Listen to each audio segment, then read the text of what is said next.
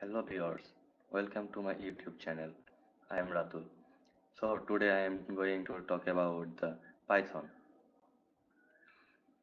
So viewers, if you are new to my channel, then subscribe now and click the bell button for getting new videos. So viewers, let's start the video. What is Python? Python is a popular programming language. It was created by Guido van Rossum and released in 1991. It is used for web development, software development, mathematics, system scripting. What can Python do? Python can be used on a server to create web application. Python can be used alongside software to create workflows. Python can connect to database systems. It can also read and modify files. Python can be used to handle big data and perform complex mathematics. Python can be used for repeat prototyping or for production-ready software development. Why Python? Python works on different platforms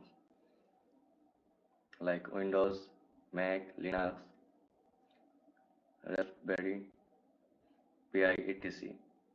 Python has a simple syntax similar to the English language. Python has syntax that allows developers to write programs with fewer lines than some other programming languages. Python runs on an interpreter system, meaning that code can be executed as soon as it is written.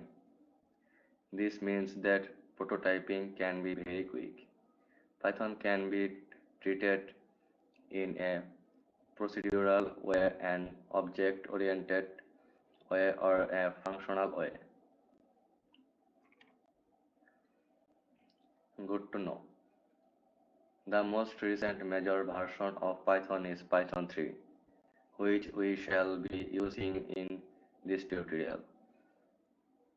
However, Python 2, although not being updated with anything other than security updates, is still quite popular.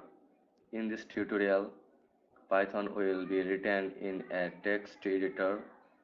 It is possible to write Python in an integrated development environment such as Thorny, PyCharm, NetBeans, or Eclipse, which are particularly useful when managing larger collections of Python files.